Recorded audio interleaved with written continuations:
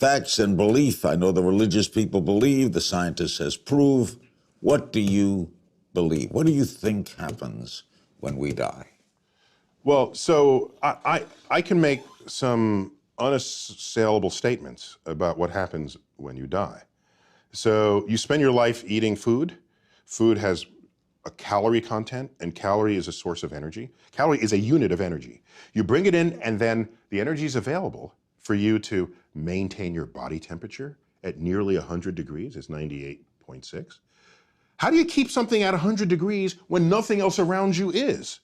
You're burning energy to sustain that, because biologically we need to be at that temperature to function, okay? You also need energy to walk and to move. That's why you eat food. The moment you die, what happens? You don't maintain the energy. Your temperature drops. How far does it drop? To room temperature. At a funeral, in the casket, if you touch the hand of the person in the casket, your first thought is, the body's cold. No, it's not, it's room temperature. But it's cold compared to 100 degrees. They're no longer burning this energy. Okay, so now, every one of your molecules has energy within it. If you get cremated, that energy gets released in the form of heat. And you heat the air, and that air radiates to space. You get buried, which is how I want my body to be disposed of. Bury me. Bury me. Because you know why? I don't want the energy content of my body to just get radiated out into space, of no use to anybody. Put me in the ground. Let the worms, microbes come in and out of my body. And the energy content of my body that I had assembled over my lifetime, consuming the flora and fauna of this earth, my body then returns to them. And thus is the cycle of life. I know that's going to happen because you can measure where the energy goes. And that's how I want to go out. But you're not conscious, and that's for eternity, right? Yeah, there's no evidence that I have any consciousness of anything. And by the way, is that so weird?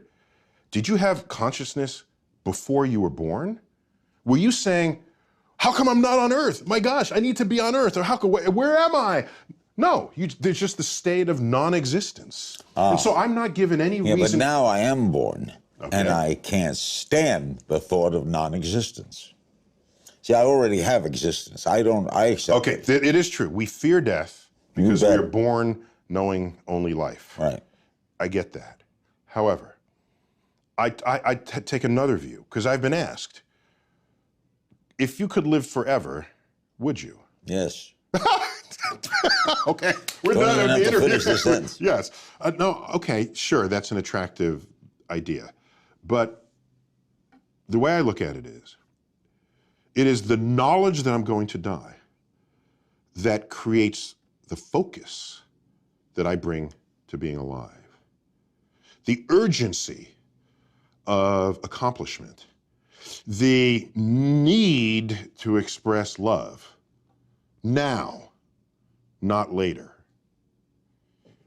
If we live forever, why ever even get out of bed in the morning?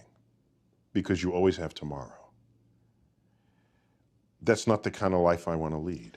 But why, don't you fear not being around? I fear living a life where I could have accomplished something and didn't. That's what I fear. I don't fear death. You don't fear the unknown? I love the unknown. I love the, you know what I want on my tombstone? My sister has this in her notes, because in case I can't tell anyone after I die.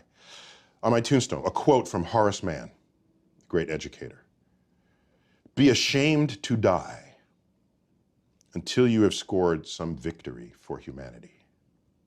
That's what I want on my tombstone.